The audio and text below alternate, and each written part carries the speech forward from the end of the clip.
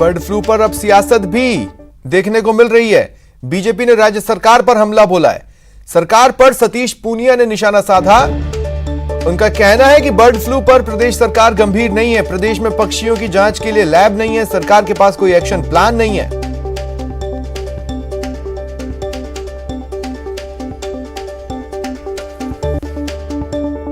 जब फ्लेमिंगो पर संक्रमण हुआ था तब ये बात पूरे देश और दुनिया में प्रचारित हुई थी। सरकार ने आश्वस्त किया था कि हम यहाँ पर प्रयोगशाला स्थापित करेंगे ताकि बड़े पैमाने पर प्रवासी पक्षी भी आते हैं। राजस्थान में स्वाभाविक रूप से नेचुरल बर्ड्स भी खूब हैं, तो उस लिहाज से ये लगता था कि यहाँ पर यदि लैब होगी तो सहूलियत होगी। लेकिन अभी भी हमें भोपाल पर निर्भर होना पड़ता है और ये संक्रमण जो आया है बर्ड फ्लू के रूप में एवियन इन्फ्लुएंजा का, तो दिखता है कि धीरे धीरे ये बड़ा रूप लेता जा रहा है और सरकार की तरफ से कोई एक्शन प्लान या उसकी तरफ से कोई गंभीरता सीरियसनेस अभी दिखी नहीं है।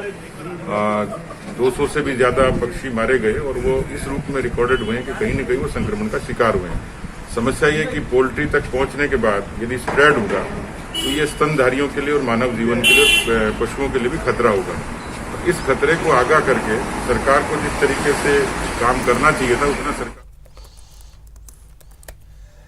सीकर में लूट की बड़ी वारदात सामने आई है। 5 लाख रुपए की लूट की वारदात रही। बोलेरो से ये बदमाश आए थे। रोल साहबसर के पास वारदात को अंजाम दिया। फिलहाल पुलिस मामले की जांच कर रही है। सीकर से ये बड़ी खबर, लूट की बड़ी वारदात। 5 लाख रुपए लूट लिए गए। बोलेरो सवार बदमाश आए और लूट की वारदात को देकर फरार हो गए। और एक और बड़ी खबर आपको बता दें, अलवर में एसीबी की बड़ी कार्रवाई सामने आई। डीएसपी स्तर के अधिकारी को ट्रैप किया गया। सीओ ग्रामीण को ट्रैप किया गया। सीओ सपात खान रिश्वत लेते धर दबोचा गया। 3 लाख की रिश्वत ले रहा था, पकड़ लिया गया। एक मुकदमे में राहत दिलाने की एवज में इसने रिश्वत मांगी थी।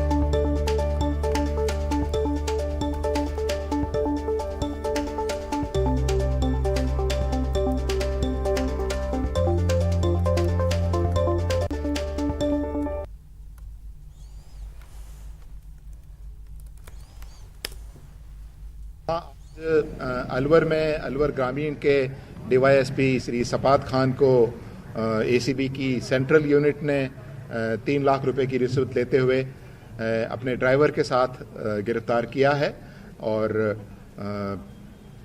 जो परिवादी है उसके विरुद्ध मुकदमे हैं। उन मुकदमों में कार्रवाई नहीं करने के लिए उसकी एवज में पैसे मांगे गए थे। तय मुकदमा परिवादी के खिलाफ कुछ मुकदमे दर्ज थे, उनमें कार्रवाई नहीं करने के लिए ये पैसे ली गई थी और वहाँ मौके पे कार्रवाई चल रही है। प्लस वहाँ इनकी जो सस्पेक्ट ऑफिसर उनके घर की तलाशी भी चल रही है। और चलिए अब रफ्तार से देखते हैं खबरें। लव जिहाद पर यूपी और उत्तराखंड में लाए गए अध्यादेश पर रोक लगाने से सुप्रीम कोर्ट ने इनकार कर दिया। हालांकि कोर्ट ने समीक्षा को रजामंदी दी।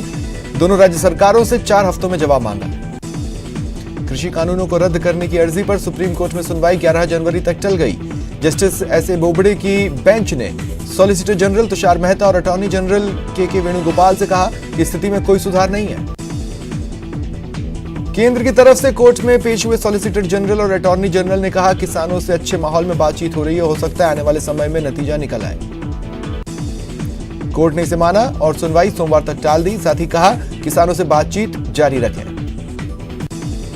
किसान आंदोलन का आज 42वां दिन है। खराब मौसम की वजह से किसानों ने 6 जनवरी के बजाय 7 जनवरी को ट्रैक्टर मार्च निकालने का ऐलान किया। कृषि कानूनों के खिलाफ महाराष्ट्र से चलकर शाहजहांपुर बॉर्डर पर जा रहे किसान कोटा पहुंचे, जिनका अखिल भारतीय किसान संघर्ष समन्वय समिति और गुरुद्वारा प्रबंधन कमेटी ने स्वागत किया। किसान नेताओं ने कहा अगर केंद्र ने किसानों की मांग नहीं मानी तो देश का किसान 26 जनवरी की दिल्ली परेड में ट्रैक्टर ट्रॉली लेकर शामिल होगा। दिल्ली में आंदोलन कर रहे किसानों को समर्थन देने के लिए भरतपुर से एनएसयूआई के कार्यकर्ताओं ने साइकिल से ही दिल्ली के लिए कूच किया। कहा मोदी सरकार कानूनों को वापस नहीं लेगी, तब तक लड़ेंगे। 8 जनवरी को एक बार फिर देश भर में वैक्सीन का ड्राई रन होगा। ये उन जिलों में होगा जहां अभी तक ड्राई रन नहीं हुआ है। मरुधरा में 8 जनवरी से फिर से वैक्सीनेशन का ड्राई रन किया जाएगा। सुबह 10 बजे से 1 बजे तक ये ड्राई रन होगा। जिला अस्पताल, निजी अस्पताल और अर्बन पीएचसी और रूरल सीएचसी को पीएचसी में ड्राई रन किया जाएगा। ब्रिटेन से शुरू हुए कोरोना वायरस के नए स्ट्रेन का संक्रमण भारत में बढ़ता जा रहा है। एनआईवी पुणे लैब में 20 नए मामले सामने आए हैं। सीएस निरंजन आर्य दिल्ली दौरे पर हैं। उन्होंने संसदीय समिति की समीक्षा बैठक में हिस्सा लिया। सीएम अशोक गहलोत ने पीएम नरेंद्र मोदी को पत्र लिखकर केंद्र से आशा कर्मियों को दी जाने वाली प्रोत्साहन राशि बढ़ाने की मांग की है। 10 महीने बाद एक बार फिर मरुधरा के स्कूल कॉलेजेस में रौनक लौटेगी। 18 जनवरी से विश्वविद्यालय और कॉलेजेस में स्टूडेंट्स लास्ट ईयर की पढ़ाई कर सकेंगे। अजमेर में भी 18 जनवरी से स्कूल, कॉलेज और कोचिंग संस्थान अनलॉक होंगे। शिक्षण संस्थानों से संचालक काफी खुश हैं। छात्र भी स्कूल जाने को लेकर उत्साहित हैं। कोटा में भी 18 जनवरी को कोचिंग, कॉलेज और स्कूल खुलेंगे। एजुकेशन सिटी में खुशी की लहर है। जोधपुर के आवा थाना इलाके में 36 कौवे मृत पाए गए। मौके पर पहुंची वन विभाग और पशुपालन विभाग की टीम ने सैंपल इकट्ठे किए। बर्ड फ्लू ने जालोर में दस्तक दी। आड़वाड़ा और आकोली गांव में 29 कौवों की मौत हो चुकी है। वन विभाग सैंपल इकट्ठा कर जांच में जुट गया है। बीजेपी की तर्ज पर अब कांग्रेस भी सभी जिलों और ब्लॉक मुख्यालयों पर पार्टी दफ्तरों के भवन बनाएगी। कांग्रेस ने तैयारियां शुरू कर दी। पीसीसी का दफ्तर भी दूसरी जगह शिफ्ट होगा। यूडीएच मंत्री शांति धारीवाल ने पीसीसी दफ्तर के लिए राजधानी जयपुर में जगह तलाशनी शुरू की। डूंगरपुर में चिकित्सा विभाग में तबादले हुए डॉक्टर राजेश शर्मा को सीएमएचओ बनाया गया है। वैदिक मंत्रोच्चार के साथ उन्होंने पदभार ग्रहण किया। बीकानेर की मेयर सुशीला कंवर आज सुबह अचानक नगर निगम कार्यालय पहुंची और निरीक्षण किया। इससे कर्मचारियों और अधिकारियों में हड़कंप मचा। नागौर के बिरलोका गांव में जीएसएस बनाने की मांग को लेकर ग्रामीणों ने प्रदर्शन किया। एसडीएम को मांग पत्र सौंपा। अलवर में एसीबी ने रिश्वतखोरों के खिलाफ बड़ी कार्रवाई की। डीएसपी स्तर के अधिकारी को ट्रैप किया। सीओ सपात खान 3 लाख की रिश्वत लेते पकड़ा गया।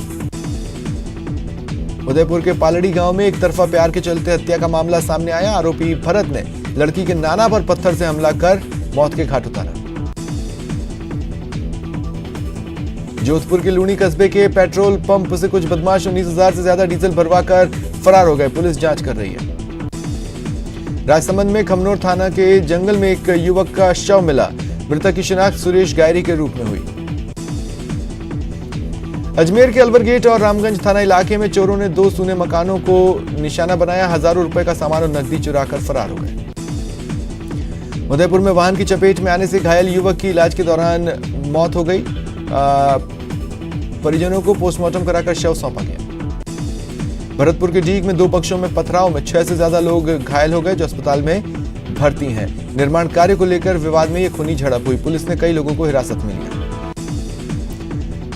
अलवर जिले के भिवाड़ी औद्योगिक इलाके में प्रयाग पॉलीमर्स कंपनी में आग लग गई। फायर ब्रिगेड ने कड़ी मशक्कत के बाद काबू पाया।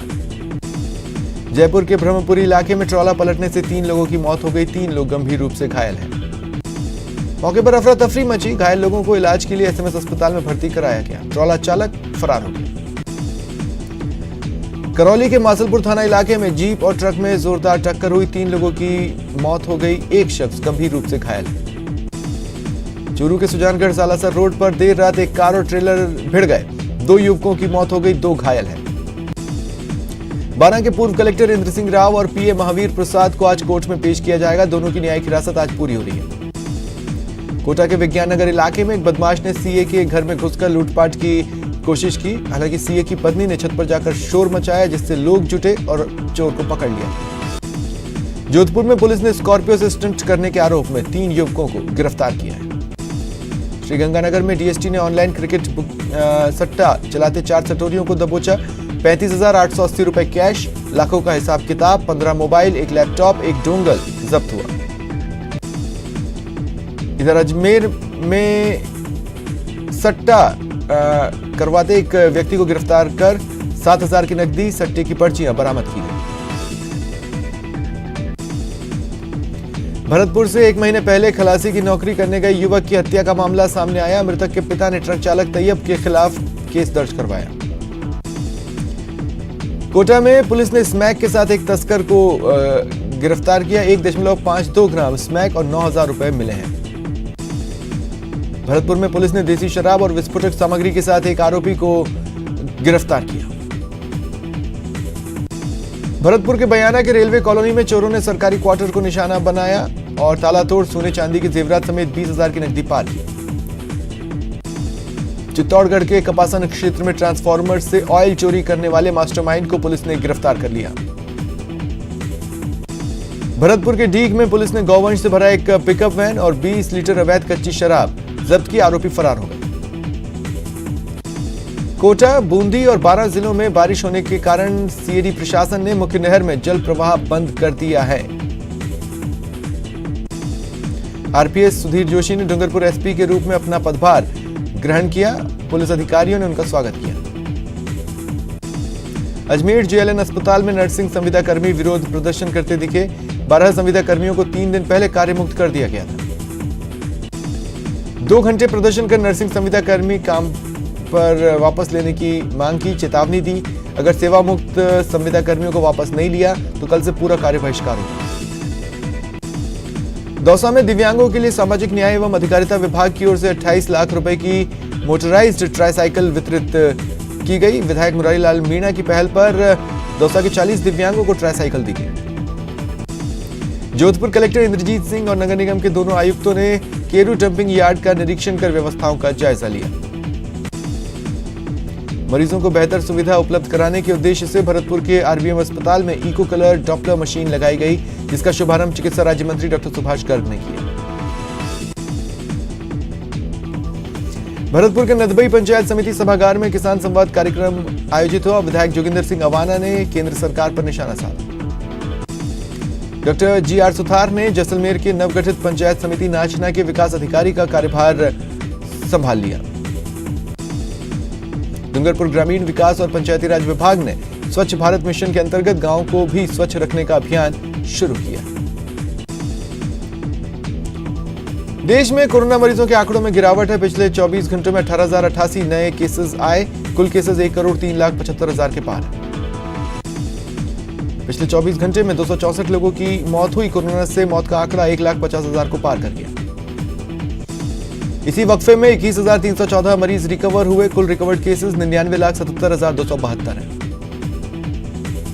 इधर मरुधरा में पिछले 24 घंटे में 397 नए केस आए। 5 लोगों की मौत हुई। कुल केसेस 3,10,000 के पार हैं। आयुर्वेद हॉस्पिटल भरतपुर में Ayush post Covid care centre शुरू किया गया है, जिसमें सलाह और इलाज के साथ साथ खानपान, योग, व्यायाम और अच्छी सेहत के लिए रखी जाने वाली सावधानियों के बारे में सचित्र प्रदर्शनी से जानकारी दी जा रही है। पहाड़ों पर भारी बर्फबारी से मुश्किलें बढ़ी हैं। हिमाचल की सड़कों पर फंसे सैकड़ों सैलानियों की जान आफत में। उत्तरकाशी में बर्फीले कर्फ्यू से लोग घरों में कैद हैं। करौली में बीती रात हुई बारिश के बाद ठंड फिर बढ़ी है। आज सुबह से ही घना कोहरा भी छाया रहा। विजिबिलिटी बेहद कम है। 3 दिनों तक मावठ के बाद आज दौसा में एक बार फिर मौसम में बदलाव दिखा। सुबह से ही घना कोहरा छा गया। लोगों की दिनचर्या प्रभावित हुई। चूरू में मौसम का ट्रिपल अटैक। बारिश के बाद दिन और रात के तापमान में मामूली अंतर देखने को मिल रहा है, जिससे मौसम में नमी बढ़ गई। जैसलमेर जिले के मोहनगढ़ में पिछले 2 दिन से लगातार तापमान में गिरावट है। जनजीवन अस्त व्यस्त हो गया। सर्द हवाओं ने झकझोर कर रख दिया है। उत्तर भारत में बर्फबारी के कारण प्रदेश में सर्दी का सितम जारी है। माउंट आबू में एक बार फिर तापमान लुढ़क कर -3.4 डिग्री पर पहुंच गया। सीकर जिले में कोहरे का असर दिखा। वाहन चालकों को परेशानियां हुई। दिन में भी हेडलाइट जलानी पड़ी। श्रीगंगानगर में भी ठिठुरन बढ़ी है। घड़साना में सर्वाधिक 10 mm बारिश दर्ज हुई। मावठ से रबी की फसल को फायदा मिलने के आसार है। अजमेर में पिछले 3 दिनों से शीतलहर और बारिश का दौर जारी है। पूरा शहर घने कोहरे की चादर में लिपटा नजर आया। उत्तर भारत में बर्फबारी के कारण प्रदेश में सर्दी का सितम है। माउंट आबू में फिर तापमान लुढ़का। जैसलमेर में अक्षय कुमार की फिल्म बच्चन पांडे की शूटिंग शुरू हो गई है। अक्षय कुमार के साथ ही अर्शद वारसी, कृति सेनन मुख्य भूमिकाओं में है। शूटिंग देखने के लिए भारी भीड़ लगी। कल से सिडनी में शुरू हो रहे तीसरे टेस्ट मैच के लिए टीम इंडिया की प्लेइंग 11 का ऐलान कर दिया गया है। ओपनर मयंक अग्रवाल की जगह रोहित शर्मा शामिल किए गए। चोटिल उमेश यादव की जगह नवदीप सैनी को मौका दिया गया है, जिनका ये डेब्यू टेस्ट होगा। रुकते हैं ब्रेक के लिए।